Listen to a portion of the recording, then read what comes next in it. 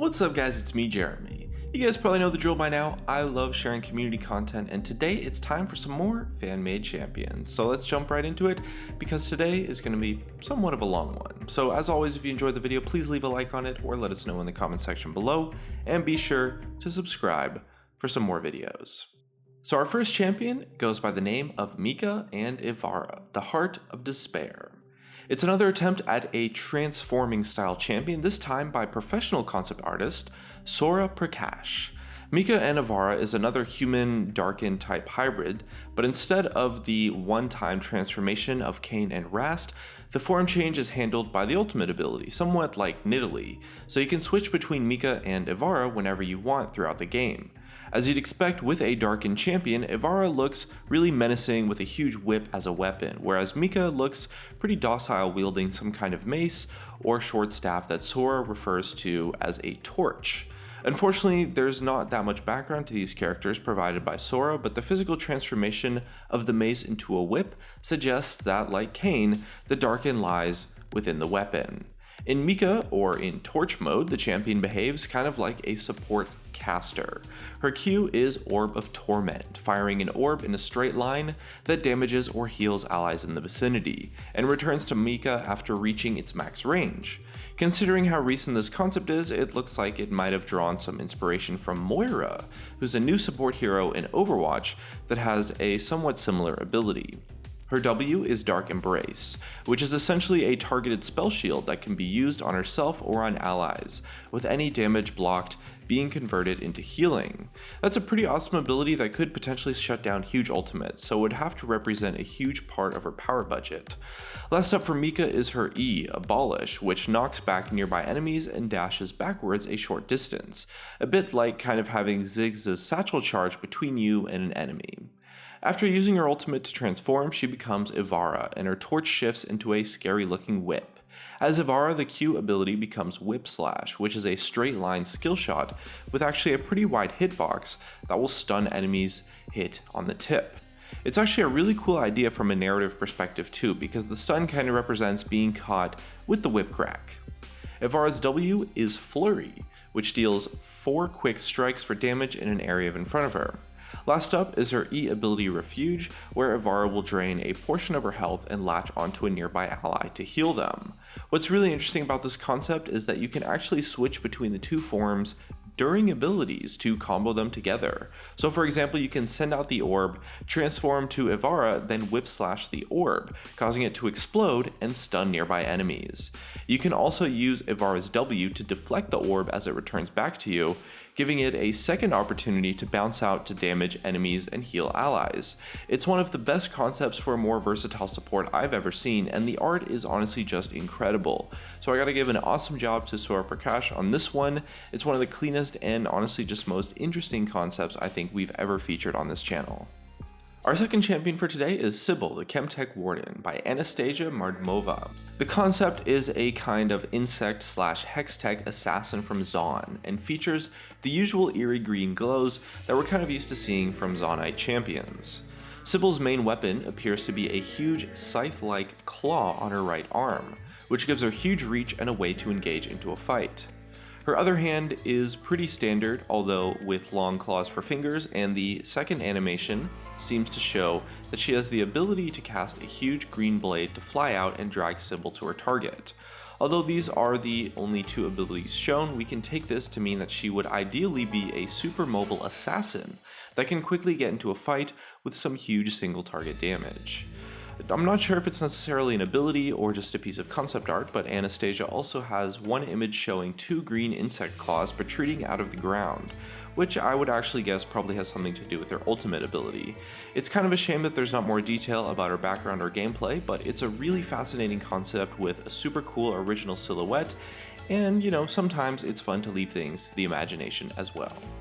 If you guys have any ideas for abilities that Sybil could use using these elements, leave us a comment and let us know. A huge part of this concept lies in the huge amount of iterations that Anastasia created while perfecting her design, so I definitely recommend you check out the full post on ArtStation. Didn't necessarily just have time to fit everything, but there's some awesome artwork to admire, so definitely check it out, as well as be sure to check out all the other artists as well at the links in the description. Up next for today, we have a brand new sewer-dwelling Yordle with the name of Layla. This concept is by Carballo, and there's actually a bit of a funny backstory to this one. So in Spain, December 28th is a holiday that goes by the name of Innocents Day, which is essentially their own version of April Fools. Spanish League of Legends YouTuber Joda partnered up with his girlfriend Carmen to create a fake Yordle champion called Layla, which Joda released on December 28th, claiming that it was a leaked champion. Thanks to some clever and pretty intense and detailed design, all of his viewers just totally bought into the idea. The artwork was all created by Carmen and is pretty close to Riot's standards, particularly the splash art, so it's, you can definitely see how people might have thought it was an actual champion. Joda added in some abilities, a backstory, and a fake blog page to help sell the story as well. The concept was for a high mobility marksman that wants to all-in enemies, even to the point of fighting in melee range. Her passive is Laser Burn, which marks enemies hit with her basic attacks. Any allied abilities that hit her target will consume the mark to deal a percent of their maximum health as physical damage. Next up is our Q, Charge Beam, that allows you to decide how much to charge it. The longer its charge, the further it reaches and the wider the blast. Hitting an enemy marked with Laser Burn will slow it. Then we have our W, Plasma Bomb, which is a targeted explosion that damages enemies as well as stunning a marked target. Then we have our mobility tool, which is Jet Charge on our E. It launches herself forward and knocks aside enemies that she collides with, and triggering Layla's passive will lower the cooldown. Last up is her ultimate Overcharge that damages nearby enemies and stuns marked targets, as well as contributing to the E cooldown refresh thanks to the passive procs. So Layla is a high mobility AD carry with an engage-disengage tool that can be refreshed, 2 stuns, a knockback, a slow, percent health damage, and of course, the usual huge AD damage that an AD carry can generally do. So essentially, she's kind of just the most broken champion ever designed. But hey, this concept is super cool, and it definitely fooled a lot of people, so awesome job to Carmen and Joda for this incredible creation. Our next fan-made champion concept for today is Ember by Nelson Neto. Ember is a berserker type champion with a huge molten lava axe for a weapon, so we can expect her to fall into the bruiser category. Her clothing is pretty consistent with what we would expect from the typical berserker archetype, but she does notably have some ram horns adorned on her belt, which couples with the lava theme to suggest that she would maybe have some sort of relationship with Ornn. Fortunately, we do have some ideas for gameplay as well thanks to Nelson's concept art, which shows that she has the ability to throw her axe as a huge fireball, which she can reactivate to teleport to, causing an explosion at the location. She would also feature a small jumping dash that seems to follow from a big axe swing, so like Ivaara, she'd probably be more focused on heavy AoE cleaving attacks.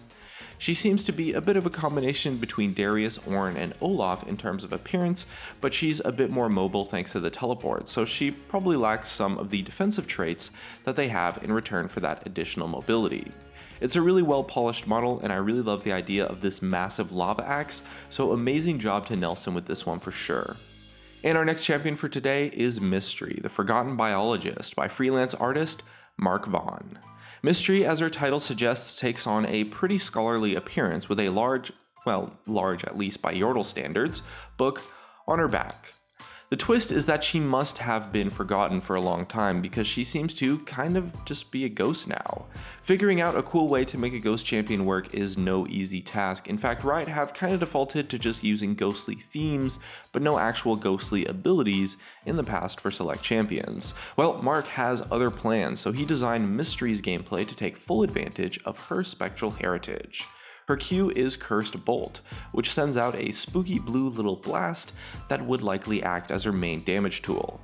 Up next is Possess Subject, her W ability that seems to literally grant Mistree the ability to hide inside of an enemy champion, although we don't know if that grants her any control over the target or not. I imagine it probably wouldn't.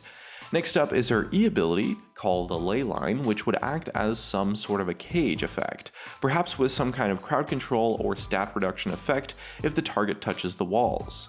Lastly, we have her ultimate ability, Unspoken Agony, which is represented by a huge banshee scream in a massive cone in front of Mistree, likely doing some considerable damage, as well as applying crowd control. These abilities would put Mistree firmly in the caster category, and although the abilities are maybe a little bit simple, that's never really a bad thing in an age where champions have become increasingly more complex and difficult to master. There's some really awesome iterative artwork with this one as well, so definitely check out the full post on Mark's ArtStation at the link in the description. Anyway, that's going to be it for today's Fan-Made Champions video. It seems like the community just continues to surpass our already pretty high expectations just again and again. And we're reaching a point now where community art can consistently be easily mistaken for official Riot art. And the gameplay is really inventive too. If these guys learned how to balance a champion, Riot would definitely have some serious competition. Awesome job to all of the creators we featured today. Definitely check out their links below in the description. You can find links to everyone's original concepts, or maybe take a look at one of our other Fan-Made Champions videos. Either way, looks like that's gonna be it for this one. Thank you guys so much for watching, and I'll see you guys next time.